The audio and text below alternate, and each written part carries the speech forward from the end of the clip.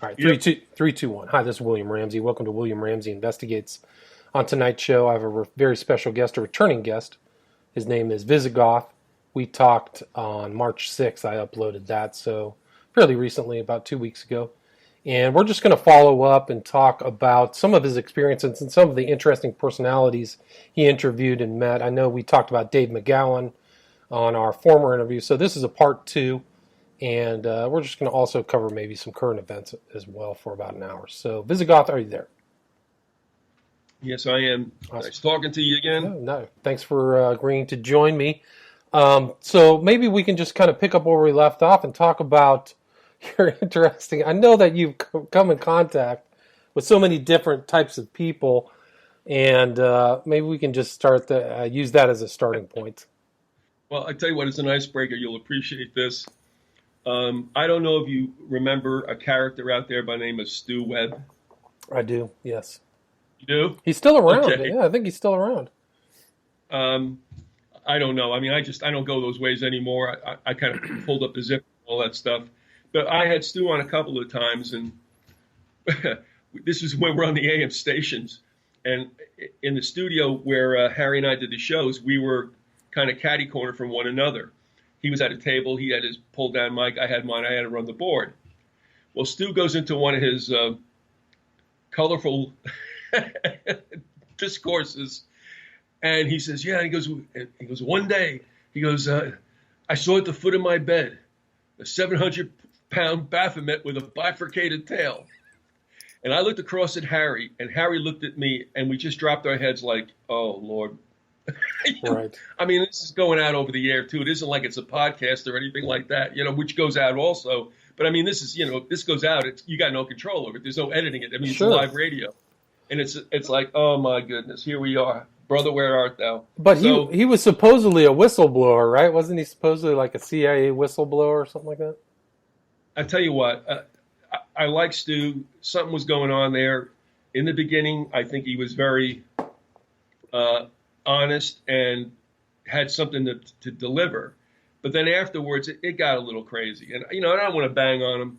But, I mean, some of the stuff they went into, and I don't know if you remember this, there was the Franco-American Alliance in Chicago that were fighting the Brit intelligence in the United States. No. And they had a shootout in Chicago subways. Oh, so I called a couple of my friends in Chicago. I'm going, maybe this wasn't a really big news article, but do you get anything, a whiff of anything that had to do with a shootout in the Chicago subways? And they're like, no. And this is the kind of stuff that happened. And that's, I mean, even what's-his-face that ran VT, Veterans Today, Gordon, what's his name? Gordon, right. Yeah, he had some crazy stories, too. Half the stuff he put on was garbage. Yeah. He's the one who admitted it. I mean, and this is the kind of stuff that doesn't help anything. It may be high theater and fun, but, it belittles everybody who's being serious about what they do. Right. No, it kind of pollutes the punch bowl, right?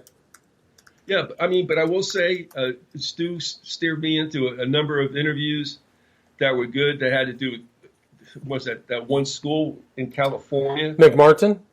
Yes. Yeah. And he got a person that was involved in that. So I mean, he was not without, some good information, but where it went, I mean, so that's the guy's name is Gordon. Gordon Duff. Gordon Duff was Veterans Today. Yeah, he had all kinds of crazy stuff.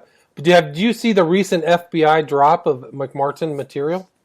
No. Yeah, no, there was in something else, but it was within the Finders. Have you ever heard of the Finders case?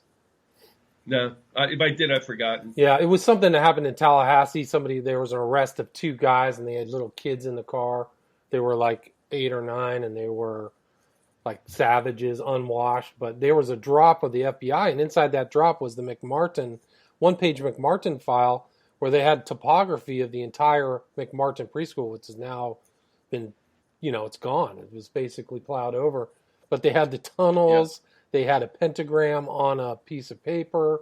They had, inside of McMartin, they had an internal light that but somebody inside could see. And they had doors that only locked one way. It was crazy. They had some really incredible information. Do you remember who you talked to or you interviewed about McMartin? It was a woman. Was it Jackie McGauley? Yeah, it sounds right. That does sound right. Yeah, so you actually had her. I tried to get her to talk about it because she was really involved, but she doesn't want to do interviews anymore. I tell you, the one that had the most gravity, and I mean, was very moving, and probably the deepest I ever got into a high-profile case was what took place in Florida with Terry Schiavo. Does that ring a bell? Right, yeah, we talked about that last time. We talked about We Shivo did. briefly, yeah. You mentioned her, but that was an intense case. Can you talk about the facts of that and what happened? Well, we had the brother on once with Pat Anderson, who was a lawyer for them. But there was a Mr. X kind of person who was feeding me information through emails. And I looked at it and I'm like, holy mackerel. And I said to Pat, is this stuff good? She said, yes, it is. And, it's been a while now, and memory doesn't serve necessarily. But what happened was it was questionable whether or not Terry was injured through a domestic abuse situation. Apparently, her husband gave a different description of what happened and where her body was, as opposed to what the police found when they came in. The other thing was interesting is that Judge Greer, who sat on this case, was a investor in a hospice down around Clearwater or St. Petersburg. Now, what's interesting about this was that Terry was being kept in hospice. And you're not supposed to be in hospice unless you're terminal. Right. But she wasn't. And the family was saying, what is it to anybody? If you've given up on her, why can't we have her, the Schivos? And that was the battle. And what Pat Anderson said to me one time, it's like, she goes, I mean, they're withholding, I guess, food and drink or whatever. And she said, what's interesting is that in the state of Florida, if you do that with an animal, it's a felony. With an animal, with a pet. Right. So they were saying that she is not as bad as everyone says it is. And of course, what I'm saying is also, with Greer being involved in hospice and the hospice that Terry was in, that didn't look all that great. And the question again was whether or not there was a crime at the very core of this. And that's one of the reasons why they didn't want Terry released to the family. But I mean, that's, when you talk about this, and she obviously she died later on. But I mean, that's really grim, and one of the things that Terry said, what Pat Anderson said was, talking about these things about, well, do they have quality of life? Let's see what kind of quality they have. And she said, well, who's going to decide that? And that really is the sticking point time and time again. Who's going to make the decisions as to what's quality? Right. And that was a huge story. It was all over the TV and everything, whether they were going to, turn off her apparatus, right? Right. And there's one thing I found really disconcerting. And because we were in the area not far from where all that took place, up in Pasco County, and it was known that I had done a radio show, and I worked in a library in college. And of course, everybody's an academician and has an opinion and such. But what I found, it broke along two lines. People who felt that Terry had a right to be saved, if you will, that the family, what is the harm of the family taking her and trying to care for her? And the others who said, no, I mean, she should just die. I mean, she's useless feeder. And those people, to the last one, were all big time environmentalists and PETA people. Wow, interesting. And I mean, I find that very uniform. Because depopulation is a big deal with the radical environmentalists and such. Right. So they had no sympathy for her whatsoever. Yet one of them would like cross the double yellow to avoid a squirrel and get into a head-on crash with three other people. Right. But it is interesting because oftentimes I think at least in my mind or my outlook, those types of people are typically back to nature, right to life is important or. But it's interesting that they would just pull the plug on somebody, or want to. Who are the people? How would you describe the people who wanted or whose opinion was to keep her alive? How would you describe them? Practically everyone else. Everyone else, gotcha. Yeah, and I mean, everybody's certainly entitled to their opinion, but I was kind of chilled by the fact that those who felt that she should be euthanized were big time, like I said, radical environmentalists and PETA people. That is interesting, and I think a lot of people don't know that there are a very far strange outliers of these environmentalists. They really don't, they're in the depopulation agenda. They wouldn't mind if a lot of people died. And they ended up, it was a judicial ruling to let her die. Is that correct? Didn't it end up in court? Yeah. I mean, in the end, it took her, they cut, I think, everything off. Yeah. And it took her, I think, like 6 days or more to die. Wow. So they weren't feeding her or doing anything, huh? Wow. So that was that. That was when you walk away from, and there's just nothing good about it. You know what I mean? It's sad, it's tragic, and it has its postscript doesn't really bode well for humanity. So. Right, and I mean Wow. So what do you recollect any other interviews or anything else that kind of kept with you? I mean, you've seen a lot of kind of people come and go. Like I know that some of these personalities are kind of still around, some of them. Well, I mean, here's what happened. Because I had started out on this to find out for my own self. I mean, I'm not saying doing the radio shows and stuff. I started off researching as to what is it all about? What is the way that the world really is? What is the truth about the United States? Because I would hear things, and I'm probably one of the last now in my cohort that are going to remember the way things were in the 50s, in the 60s. And, as I said, when I was a kid, I heard stuff, what adults say when they don't think kids are listening. Of course they are. Right. And I never forgot that kind of stuff. And then there were questions I had growing up. And by the time I was in high school, all hell broke loose. JFK gets popped in 63. Bobby gets popped in 68? Right. Martin Luther King gets popped. And we all sat there like in the cafeteria, like looking around as though, what's happening? Where did you go to high school? In Teaneck, New Jersey. New Jersey. How far outside of New York is that? About 6 miles across the George Washington. Far, yeah. Okay. So, it's funny what kids will get used to if they think like it's normal. You know what I mean? Especially abused kids, when they come out, sometimes it's like, oh, no, nobody else gets beaten like this. Right. No, that's very true. They think their family, every family's like theirs. Yeah, no, that's true.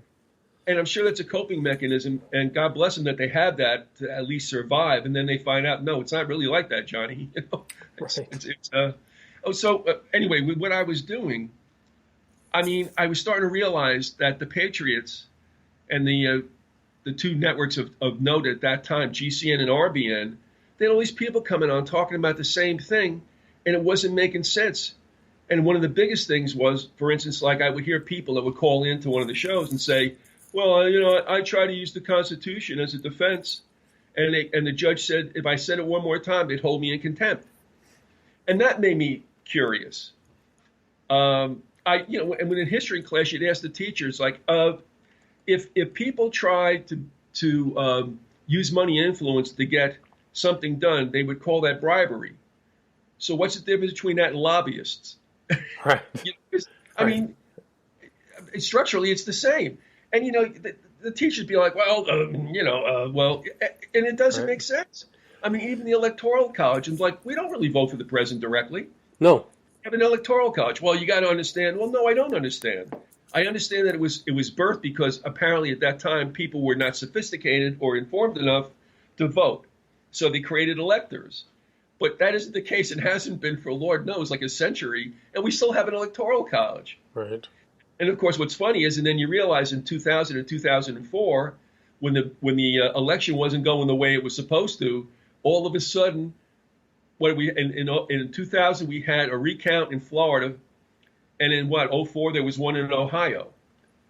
And I'm bringing that up because they go to the states with the most amount of electoral votes, so they don't have to scramble across 4 or 5 states. So they picked Florida in 2000, and they picked Ohio in 2004. Right. So those are the key levers to get Bush back into office both times. Yeah, I mean, and that doesn't matter anymore because you have, this is what cracks me up. Early voting. When did we decide we couldn't vote on election day? No, we have early voting now. And electronic voting, which of course makes everything a total, Right. zero. Absolutely questionable. Yeah. Intentionally, it's got to be by design, right? Like we Oh, don't. Yeah, we don't want you well, to have a third party look at the vote. Give me a break. well, a couple of days ago or a week ago or so, I heard this like little news bite. You know, when you're doing things in the house and you got the news on and you're walking back and forth and you hear things that you might not even pay that much attention to if you were sitting there and looking at it and going into a daze. But it was like, oh, they're lamenting the low number of voters and what they can do about it. And I'm like, well, you can go back and do what you should have undone, give the people a holiday, and they'll vote. Right. But they don't want to do that. They Right. don't really want it. They No. say they do, but they don't. They So don't. now we have early voting, and this is so that something like 2000 and 2004 will never happen again. They use that early voting, you can bet, as exit polls. They can find out where it's going. It's a sampling. Yes. Then they can do their little spinmeister routine so that the voting doesn't go sideways as it did in 2000, 2004. Right. Oh yeah. No, And it's always been fixed. I mean, I think it always goes back. Don't you think? Even back to Kennedy. Well, we know that one was fixed. Right. We know that 1960 was That was fixed. when, yeah, that's when I went to bed. That was the first election I remember. And my parents were like Nixon people, and Nixon was looking real good. And I went to bed, not that I care, but that Nixon was going to be president. Next morning, it's like Kennedy's president. It's like, what happened? And they're looking at it, you're like, Hey. what did they know? Hey, that happened to Trump, Clinton. I was just like, okay, Clinton presidency. I went to bed. I woke up. Trump was president. Same thing happened, man. I didn't expect that to happen. Well, in '04, I was working a really weird shift at the library because we were shorthanded. I went from 2 p.m. to 2 a.m. So on election night 2004, I get home at 2, I can't go to sleep, right? So I'm watching all the shenanigans in late night voting, and I had to laugh because Mel Fernandez was running for a Senate, or I think a Senate seat, federal, in Florida, and Fernandez was a big Republican cog. I think he came out of HUD, and he was a real crony. So Betty Castor, I believe, was the Castor that was the president of the University of South Florida. I swear I saw this. I'm sitting there, and she gives an acceptance speech, and I'm going, geez, Fernandez lost. Whoa, how did they let that happen?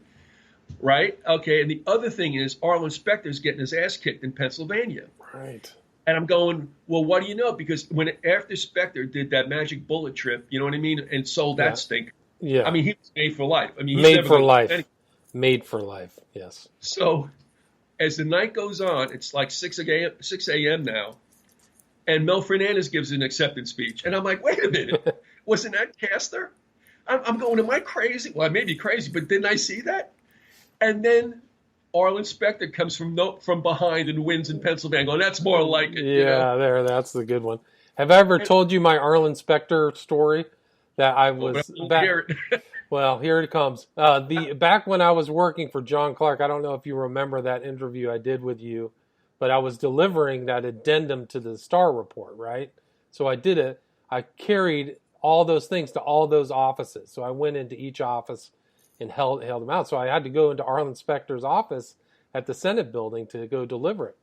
And I walked in, and he had the biggest vanity wall that you could ever imagine of him with all these people. And like most vanity walls would be like, oh, there's like 8 things. He had pictures all the way down to right above the top of the chair. So somebody had to have, so he just had him with everything he wanted. And it's just something that I remember is like, oh man, this guy knows everybody. And he had all their pictures on there. But yeah, and I was like, oh man, this is the Arlen Specter. That's him. I'll never forget that night in '04. I mean, I don't make a habit of staying up, but I mean, I had to. I had no choice. But what I saw, I could not believe. But then I said, you know what? Here's another brick in the wall of what I'm trying to build, and that is, what is it really about? Right. And it's corruption and wickedness in high places, to be honest with you. That's all there is to it. Have you ever read Hunter S. Thompson's comments on the 2000 elections and George H.W. Bush. Can I read this to you? It's incredible. This is Hunter S. Thompson. Quote, "There was one exact moment, in fact, when I knew for sure that Al Gore would never be president of the United States, no matter what the experts were saying. And that was when the whole Bush family suddenly appeared on TV and openly scoffed at the idea of Gore winning Florida. It was nonsense," said the candidate. "Utter nonsense. Anybody who believed Bush had lost Florida was a fool. The media, all of them, were liars and dunces or treacherous whores trying to sabotage his victory. Here was the whole bloody family, laughing and hooting and sneering at the dumbness of the whole world on national TV. The old man was the real tip-off. The leer on his face was almost frightening. It was like looking into the eyes of a tall hyena with a living sheep in its mouth. The sheep's fate was sealed, and so was Al Gore's. The whole presidential election, in fact, was rigged and fixed from the start."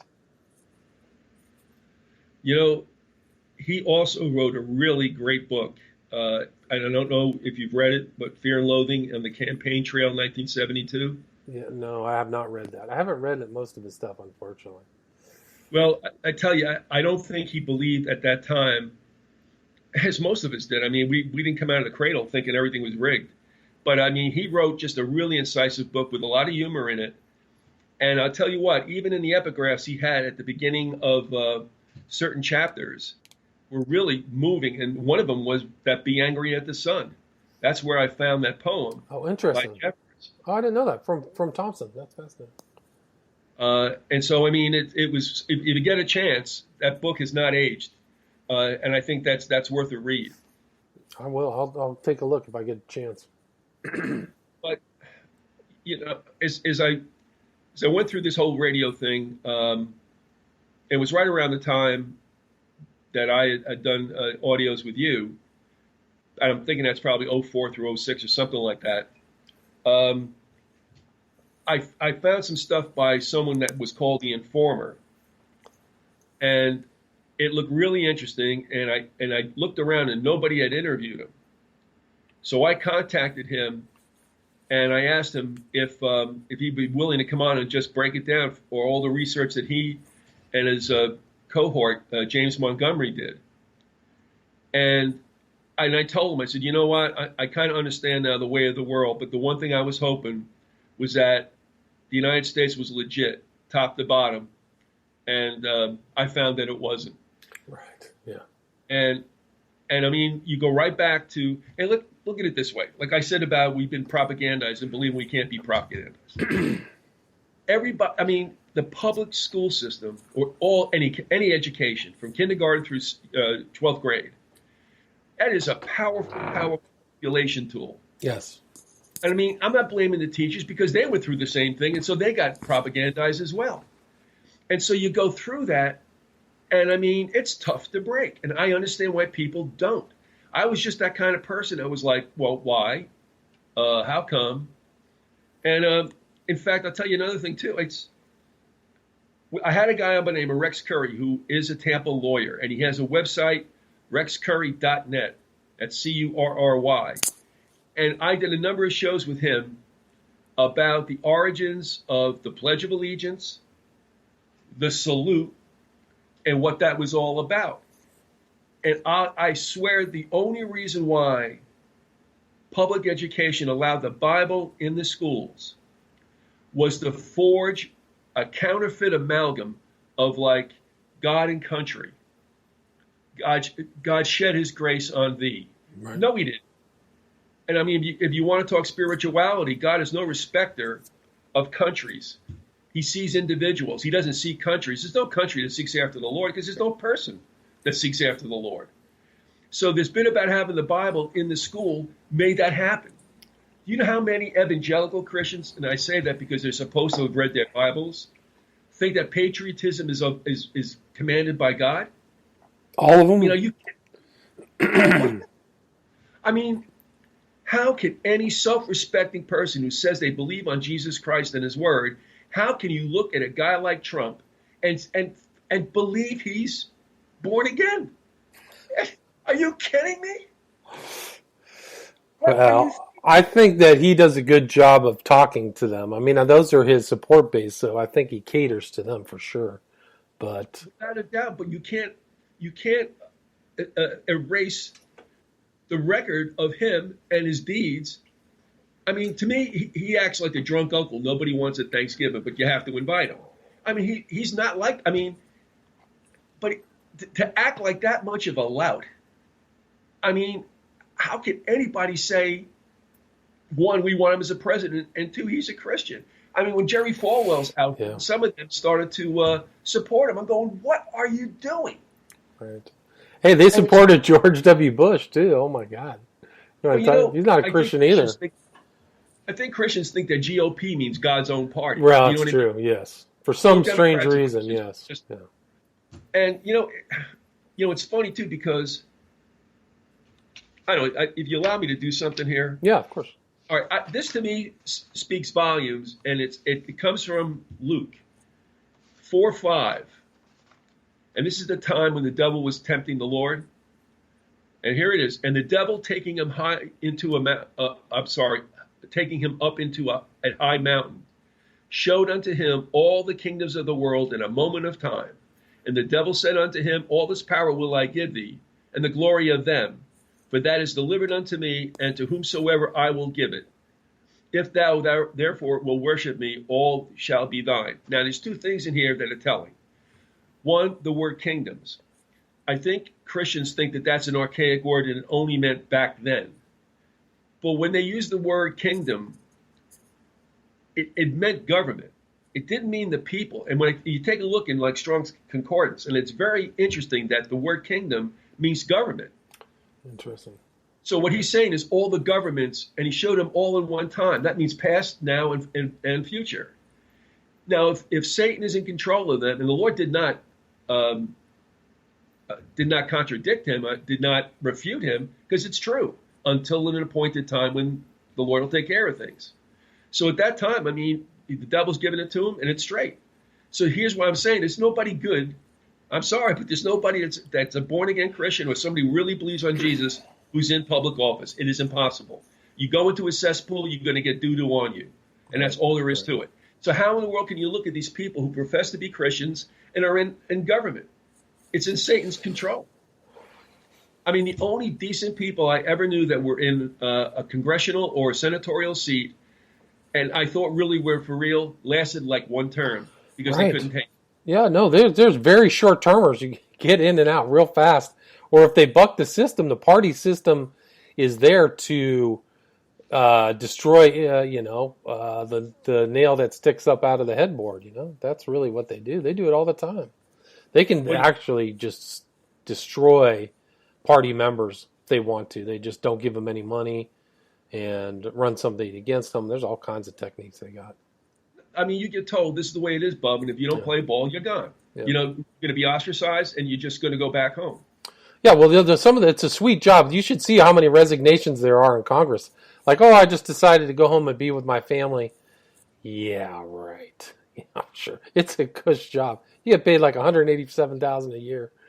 Why would you ever quit? You know. So, are you saying that those people understood how dirty it was and said, "I'm not doing this"? Either that, or they got caught with something, or they just insulted somebody in the party, or something happened wrong. I mean, when I was there, there just a lot of real dirty stuff happened. A lot of sexual inappropriateness and stuff like that, and those people were just asked to leave very quietly.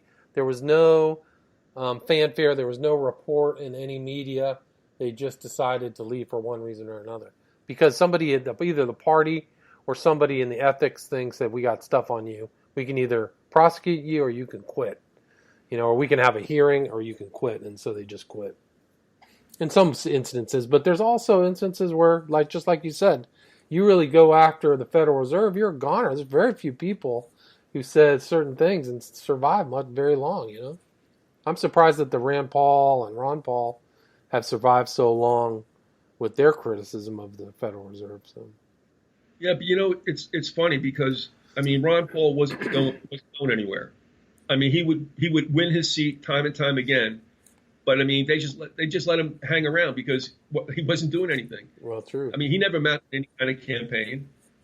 So I mean, he really didn't. He didn't mess up the furniture, so you can let him. He can let him stay around. Right. Well, that's true. One other thing I just wanted to say to you about this that I thought was kind of funny when you talk about the nature of government, and it also comes from the Bible. And I mean, if there's humor in the Bible, I think you could see the humor in this. But to me, it explains what government is. And this comes at the time when the tribes didn't want Jehovah to be both their spiritual and secular leader as he was, which is why he tithed, because that was for the secular side of things. They wanted a king like everyone else did. Right. And they talked to Samuel, and poor Samuel's like, "Oh man, I got to go to Jehovah and tell him this." Right. So here he goes. He comes up to Jehovah, and of course Jehovah already knows what he's going to tell him because he's Jehovah. You know what I mean? Right. And this is what he responds to him. He goes, he tells Samuel, "Don't worry about it." And in 1 Samuel, I think it's 8:11, it says. And he said, meaning Jehovah, "This will be the manner of the king that shall reign over you. He will take your sons and appoint them for himself, for his chariots, and to be his horsemen, and some shall run before the chariots. And he will appoint him captains over thousands and captains over 50s, and will set them to ear his ground and to reap his harvest and to make his instruments of war and instruments of his chariots. And he will take your daughters to be confectionaries and to be cooks and to be bakers, and he will take your fields." And it goes on, "And he will take the 10th of your seed, and he will take your manservants, and he will take 1/10 of your sheep." And the last verse is, "And ye shall cry out in that day because of your king, which ye shall have chosen you, and the Lord will not hear you in that day." But I mean, when he goes through this stuff, we'll take it, and I'm like looking at ourselves, go, "Well, here we are." Yeah. So, yeah. No question. I just thought that was a loaded passage. Well, I think it's important. I mean, I think there's a lot of questions about, the current U.S. government. Why is there a District of Columbia? Why is all this? I mean, we were talking before about the federal judicial system. All kinds of, there's all kinds of ends of court. There's a lot of interesting elements to the law that the public would probably be surprised to find out about. And they really don't want to find out. That's the whole thing. Yeah.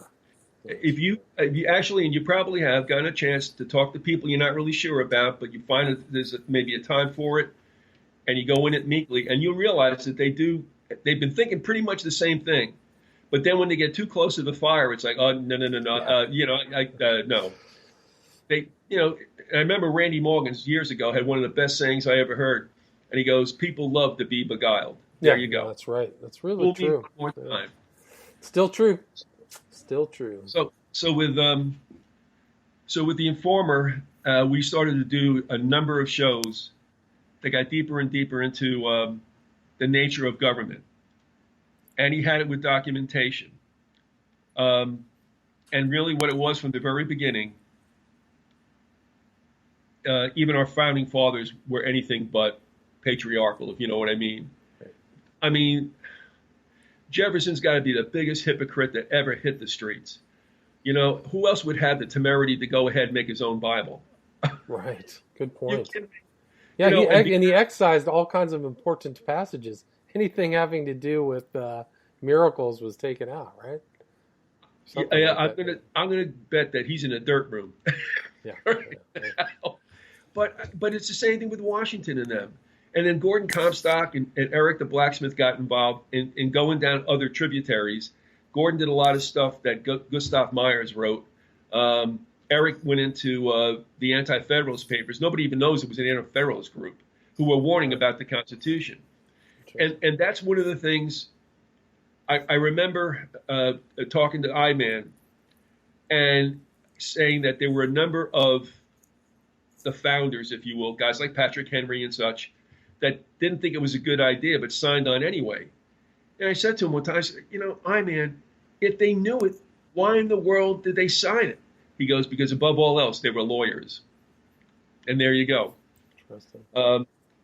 You look at the people who supposedly wrote the Constitution, and I mean, how many of them were slavers? You're talking about freedom of human beings. There were slavers, there were bankers, there were land barons, and this is the normal hoi polloi. Right. Now, another interesting thing, by the way, and I'll give you links for this if you want to put them up. There's a book called Sources of the Constitution by C. Ellis Stevens. It was written in 1894. And in it, and I mean, he's not trying to do anything except lay it straight. I mean, he is a Brit. There's no two ways about it. But he wrote that the creation of the Constitution in the United States was not from the ground up. It was a knockoff of the British Constitution. So when those guys went down there for those 3 days in Philadelphia, don't think they wrote the whole thing right then and there. It was already pretty much put together. And here's the statement from Ellis.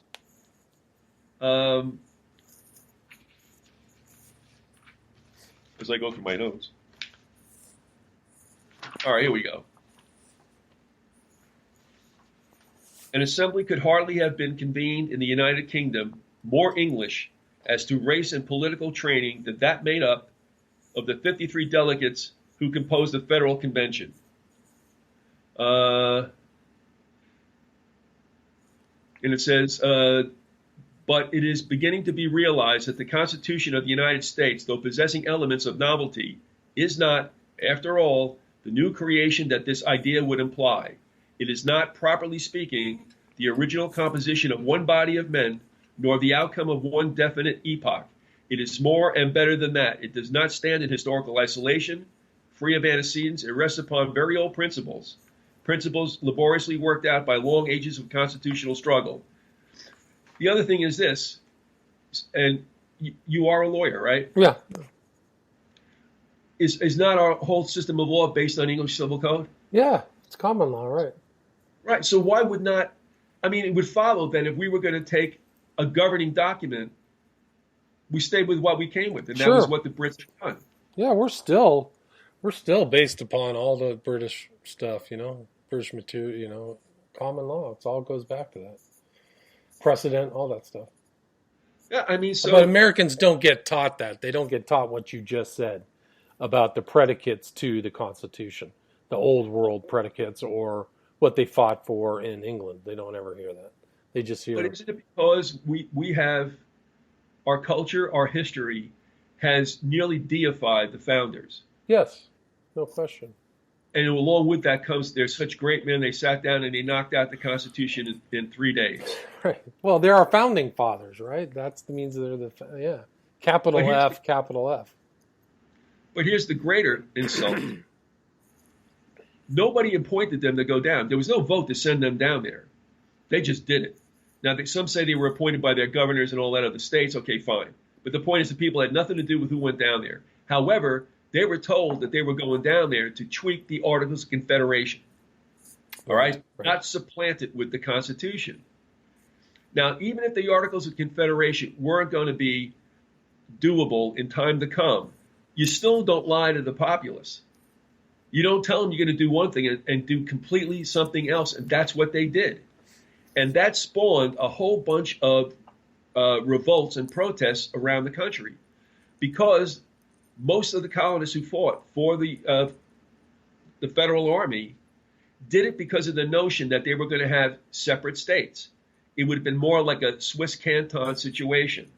They didn't want to be part of a big thing. Right. So what happened was, according to the Informer,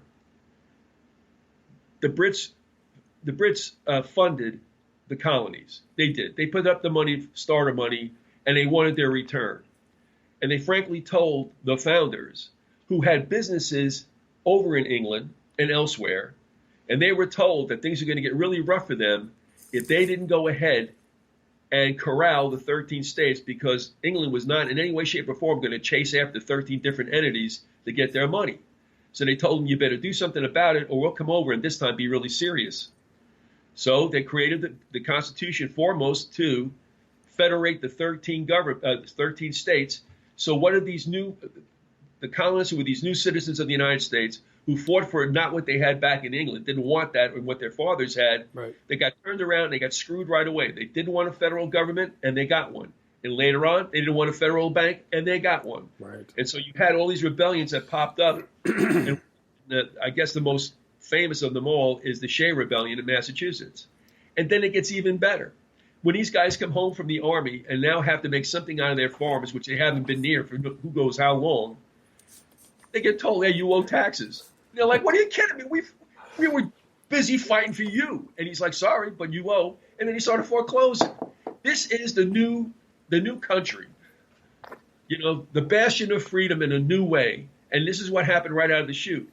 And then Washington, president, and Hamilton, Secretary of Treasury, I guess at that time, they lead a federal troops into western Pennsylvania and kick some hillbillies around because their distilleries were giving Washington's back east too much competition. Competition, right? Interesting. You have a president and a secretary of treasury that's going to come out.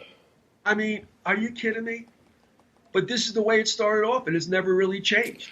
Yeah, but the whole thing about even the revolution itself was about money, about taxation, about cash, about where they're going to take their money. It was a rich man's, and all the guys who were signing were all land. I mean, Washington himself was a huge landowner. Again, yeah, I mean, this was an elite war. I mean, elite started war, and who fights it? The good old peasants. The peasants, as usual, right? The peasants do it. And peasants get to propagandize and fight it. And for freedom, yeah. But we've had it better than most in this world, and there's no two ways about it. And I'm not kicking our government just because I'm a malcontent. I now realize after I went through this for the last 15 years that it's the nature of government, and it never changes. Yeah. We just get told it is because, we're Americans and we tell the truth. Right. No, you don't. Right. And that's all I needed to know, that it's not going to get any better, that there's not going to be any kind of new epoch that's going to arise out of anything. History is a rerun of the same failed social experiments. They always collapse. It always happens like that. And that's what we're here now. The only thing I think that's different now is that our time, I think, is at hand. And we've only been around for not even 300 years. Right. I think we're the longest surviving so-called republic that's on the earth now. I don't know how long the Roman Republic lasted for, but yeah. I mean, I think we're things are going to be very interesting.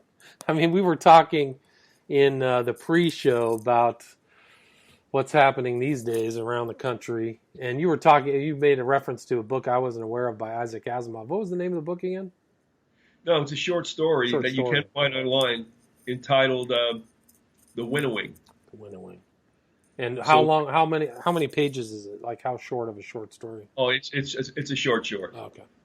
It was really done well. It was contained in a I think what might have been a compilation of short stories called I can't now. Memory serves. And there was another one in there too called The Centennial Man. But you can find The Winnowing online. So, and I'm not saying that Asimov was for this, but I'm always amazed at how certain writers like Philip Dick, take a look at a lot of them, Burgess, Bradbury, Huxley, Orwell, all did futuristic works and never portended anything but gloom and doom. Right. It's never, it's going to get better. No, it's not. So with Asimov, what the story was that there was a group of powerful, shadowy people who wanted to depopulate. So they decided to screw around. This is like the real short version. They screwed around with the lipoprotein in grains and just let them go out, which at that time, when I read it, I'm like, okay, is this what GMO is? And what was going to happen was it was going to sicken the population. The strong would survive, the not so strong would get sick and recover, and anyone else would die. And the people would not know where this is coming from. They would just figure it's an epidemic. So think about that and what's happening now. I thought it was here with the GMO because nobody knows what in the world's going to happen. How many people were sickened because they ate something they didn't know they were allergic to? Right. Yeah. No, you don't. I mean, you don't know how many of these illnesses are because of that, because things have been tinkered around with. And I got to say, one of the biggest disappointments in my life is taking a look at what's going on above us, and has been going on above us for at least 20 years. And nobody says, that isn't contrails, man. That's aerosolized in space. Yeah. And what struck me as funny was I had a friend that was a pilot for Continental, and I said to him, "I'm going, could commercial airlines spray?" He says, "No." He goes, "They can't." He says, "You can't mess around with, what's it? Rolls Royce. Rolls Royce engines, excuse me, Right. Because the tolerances wouldn't allow it." Now, one time when I was skating at a what they call a well field down in Florida. Those well fields are of water, not of oil. And I took a telephoto lens with me. I didn't have any film. I just wanted to use it as binocular. And I was just hoping I could catch one of them because the horizon down in Florida is just so vast. I mean, you can see a lot of stuff. And I saw one of these unmarked white, C-130s or whatever flying overhead, and I put the lens on it. And sure enough, out of 2 back dispensaries came the trails. I saw them kick in. Wow. Now, I would talk to him about it, and he was saying, no. I'm going, look. I go, Pete, we lived in Western New York. We were within a triangle of LaGuardia, Kennedy, and Newark. We played stickball and football and hockey. We were outdoors all the time. We never saw tic-tac-toe boards above us. But, he defended it, and I'm like, all right, Pete, but I mean, we're not friends anymore. But, but I mean, there's 2 people who came from the same place. And, of course, he went into the industry, but he also, doesn't want to believe that things do go bump in the night. But I had a laugh. It was about 2 months ago. There was an article about what we're going to do about the pollution that commercial airline travel was creating. And they showed pictures of contrails. But that can't come out of commercial airliners. So, in other words, right, they went ahead and verified what we all suspected. That is, that's not normal. It's not normal, right? No, I've seen incredible stuff here in LA, no question. I mean, what are your thoughts about this current situation with, what's happening around the world? Well, what I'll say is this. You can have people email me at Vyzygoth@hotmail.com if they want this. There is a book that was written in 2007 that's out in PDF form called Virus Mania. Some very serious heavy hitters that are anti-vaccines and such wrote it. And what they said that we're in an era not so much of viruses but of fear. We'll leave it at that. The way I feel about it is that these viruses just don't happen organically. So somebody's cooking it. Now, why this happened in Wuhan, I don't know. You don't even know if later on this is going to be used as some reason to go to war with China. I mean, it's not that far-fetched. It's not. No way. In fact, John Pilger has a documentary out there which kind of speaks of what we were talking about last time around, that there's going to be a third world war. It's going to happen on the Eurasian continent. It's going to be at least with China and most likely Russia. So that's a possibility. I always thought that we would blame them for some kind of EMP that would knock the grid out, and also banking. So, you think you had $7,000 in the bank, guess what? It ain't there anymore. Right. And that's still on the horizon. But what I think is that it's cooked. And I kind of believe that this wasn't disseminated through airline travel, that they strategically made releases. Now, everything else after that, I don't know. I mean, but the mainstream media has done nothing but just bang the drum for like, oh, my God, we're all going to die. This is the bubonic plague. It's finished with, blah, blah, blah. In the meantime, you hear reports about China who's getting back to normal. I mean, when we hear all this, it's like, oh, we have to go through that thing. Is that like time zones? Now we have to do what they did. But, I mean, we're going crazy here. And, like, China's, like, getting back to normal. Right. Why so many people died in Italy? I don't know. But this whole thing stinks, and I'm afraid that this is going to be the new normal. Because you can see what it did. I mean, I'm watching day after day, everybody's shutting stuff down. It's like turning into the streets of On the Beach.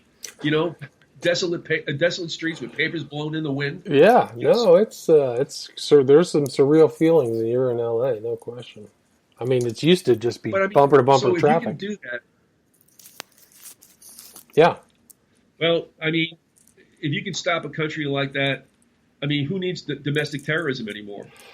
True. I mean, you don't need 9/11s if you can do this. Look at all that it wrought, without even having to make believe there were bad guys who had box cutters and took over planes. Blah, so blah, blah. fast, too. I mean, Gates on the Horizon is going to put a tattoo on you saying you've been tested or not, That's going to be the new thing. Do you have this? Do you not have this? That'll be either a card or something. Yeah. So, that's not that far on the horizon. I remember in like some of my first history classes in college, all those years ago, I remember the professor saying one of the first and probably foremost elements of a totalitarian government is restricted travel. I just remember that. Right. And so I'm looking at this now going, oh, this is going to be interesting, Right. You have to have the special ID now to fly. Like, what is that going to do? All right, what is that making me safe from? So, we're getting closer and closer to let's see your papers. Yeah, no, it's not that far. I mean, here in California, the governor's saying, I can go to martial law if I feel like it. So, I mean, he's hinting at it. I don't know if that'll happen. I bet if you asked the average Californian 2 weeks ago that we'd be on a lockdown, I bet 95% would say no way. So, well, I mean, it's kind of fuzzy. I mean, if you call it the National Guard, is that martial law? I mean, technically, yeah. Right. Because there's nobody else around. I mean, we don't have any troops here anymore, I mean, well, that's a good point. That's a great point. Yeah, it's there's a lot of changes that could happen very fast. Very fast. Well, there's a scenario that goes along with what Orwell wrote about, and also like we talked the other day about. Now you're gonna have to tell me who it is again. The guy that wrote Lord of the World. Lord of the Benson, World. Robert Benson. Oh, Benson, right? Yeah. Okay. Benson. Now I bought a book once from the Rosicrucians out of, I believe it's Quarryville, Pennsylvania. I believe that's where it is. If you go to soul.org, soul.org, you'll find it's the official Rosicrucian site because they field the ones that are in San Jose. Yeah. I think there's another headquarters there. Yeah, I know the one in San Jose very well. They used to take us there as kids, elementary school day trips to go get indoctrinated. Well, these in Pennsylvania consider themselves the true descendants of the German Rosicrucians, and they're the real guys, and you're not. So, well, that's what they all say. Right. Well, two things that were really interesting about it. I get this book called The Minisis Chronicles. And Minisis is spelled M-I-N-I-S-I-S, like man ISIS. That's interesting. Right. And it was a futuristic book. I think the author's name, which was obviously a pseudonym, was Brewington. But they portrayed a scenario that I thought was very realistic. And it said that there came a time when the old world would have its vengeance on the new world. And that we would be invaded. And the only thing that would stop the fighting is that there was a geological global cataclysm.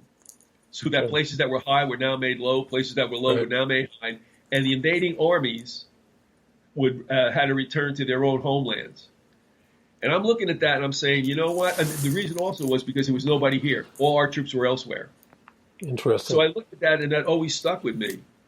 And I do believe that that's pretty close to what's going to happen. The other thing that they did that I remember, there was a book called like the 68th Conclave that came out in 1913. And in it they talk about the new world here, right, would be completed where the capstone was placed atop the truncated pyramid, right? Right. Uh-huh. And they said that would only happen when Mexico would be brought back into the fold as in days of old. And so in 1913, they were predicting pretty much what we have now. What we're going to have is a North American Union with Mexico being with us. Interesting. And so there's another thing. So I don't know. Yeah. But, well, things will be interesting. That's for sure. I don't think that there'll be a lack of subjects to study as things change in the near to medium future. Yeah. But now, I mean, I'm not kicking any ass. I'm not going anywhere anymore. I mean, my day is done. But I mean, for people, I mean, I would just say this. First of all, you can't change what's going to be.